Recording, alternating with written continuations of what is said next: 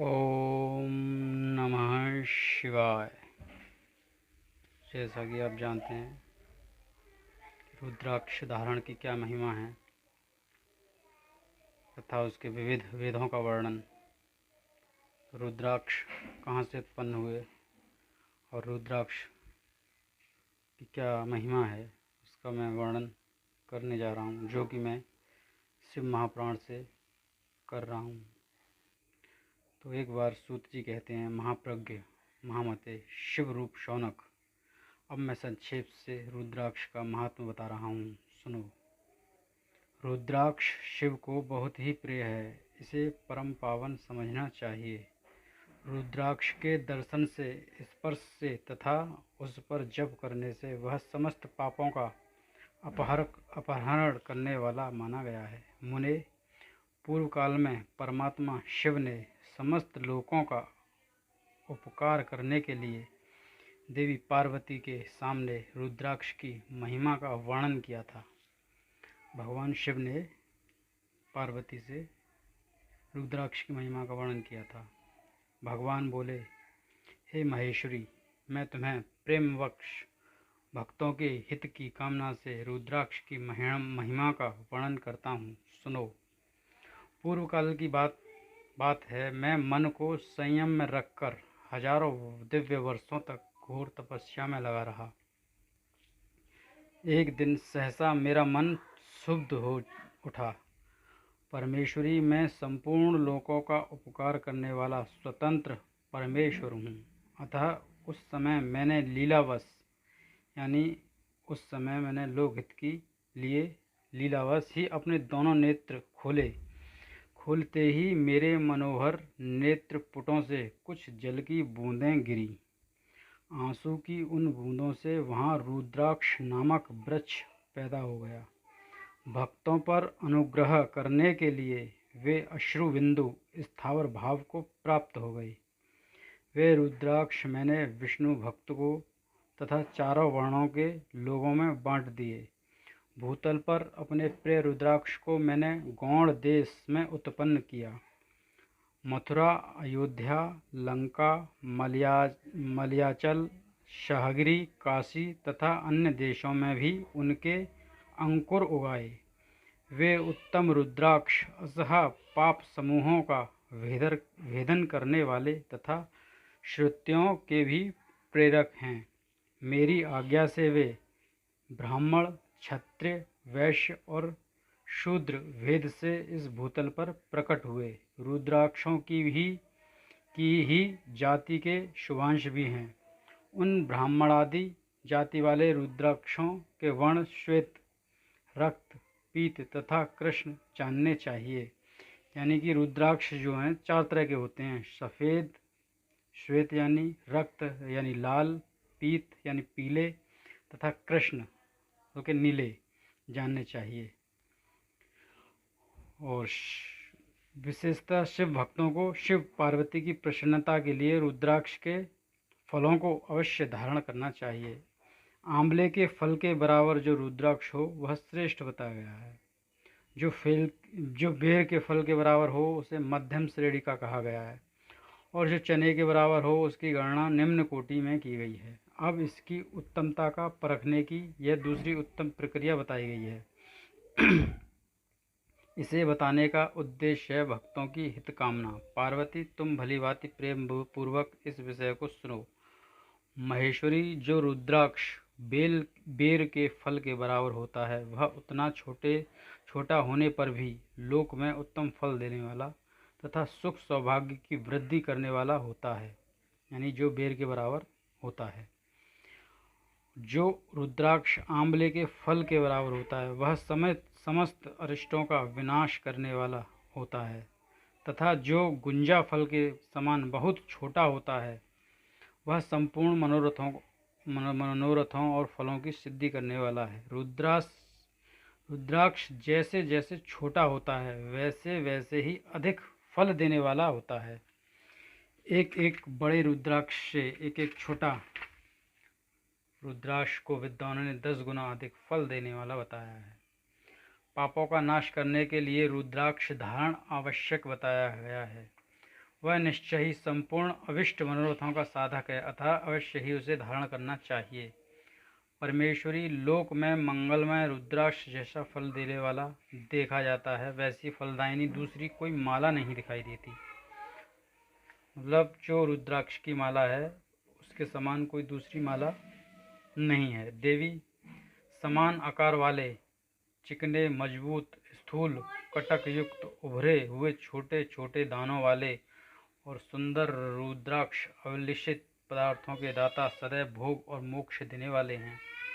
जिसे कीड़ों ने दूषित कर दिया हो, जो टूटा फूटा हो, जिसमें उभरे हुए दाने न हो, जो वर्ण युक्त हो तथा जो पूरा पूरा गोल न हो, इन 5 प्रकार के रुद्राक्षों का त्याग देना चाहिए।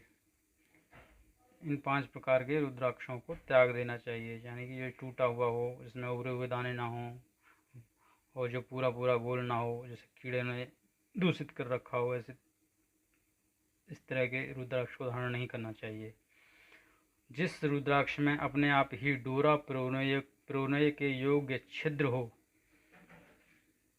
हो गया हो, वही उत्तम माना गया है। यानी जो रुद्राक्ष में अपने आप ही डोरा प्रोनय योग्य छिद्र हो, वही उत्तम माना गया है। जिसमें मनुष्य के प्रयत्न से छेद किया गया हो, वह मध्यम श्रेणी का होता है। यानी जिसमें किसी ने छेद किया हो, वह मध्यम श्रेणी का रुद्राक्ष माना गया है। रुद्राक्ष धारण बड़े बड़े पातकों का नाश करने वाला है। यानी रुद्राक्ष को जो धारण करता है वह बड़े बड़े पापों का नाश करने वाला होता है। इस जगत में 1100 रुद्राक्ष धारण करके मनुष्य जिस फल को प्राप्त पाता है, उसका वर्णन सैकड़ों वर्षों में भी नहीं किया जा सकता। भक्तिमान पुरुष 550 रुद्राक्ष के दानों का सुंदर मुकुट बना ले और उसे सिर पर धारण करे। 360 दानों का लंबे सूत्र में पिरोकर एक हार बना ले।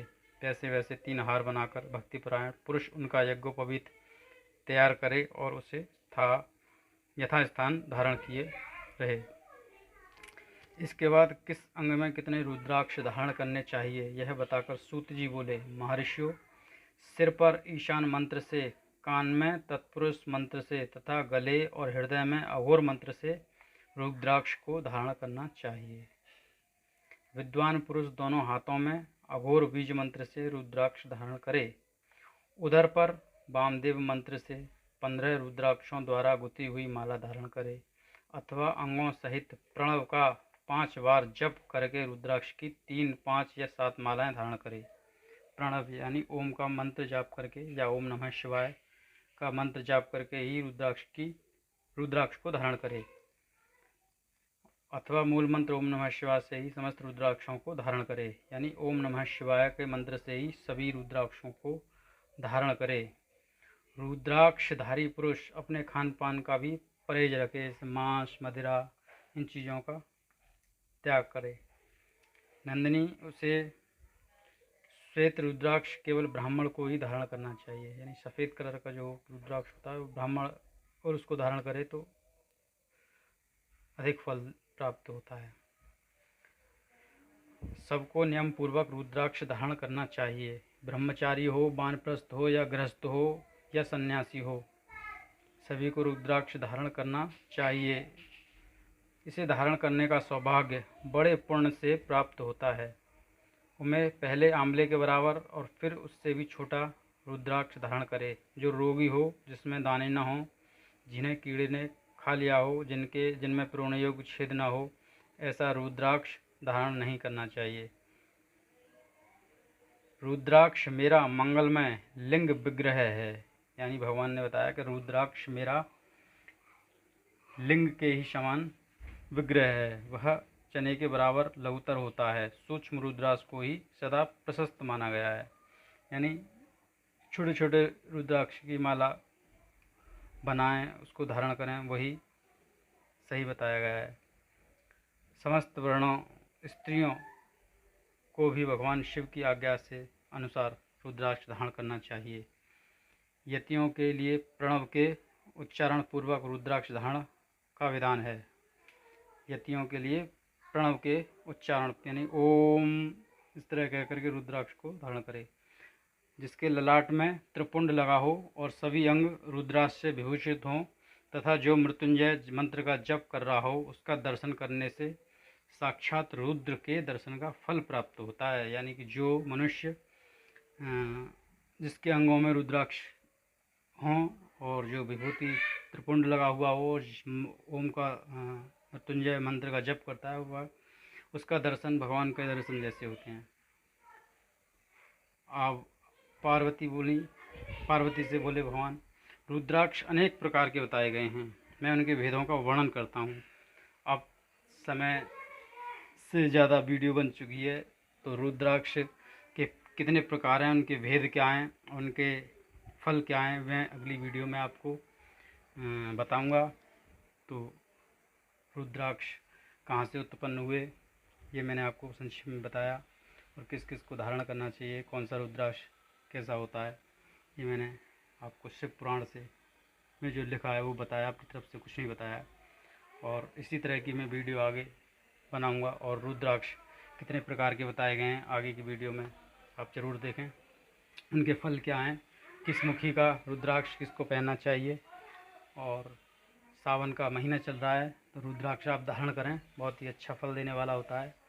अगर आपको मेरी वीडियो पसंद आई हो तो एक लाइक करें, सब्सक्राइब करें और शेयर करें।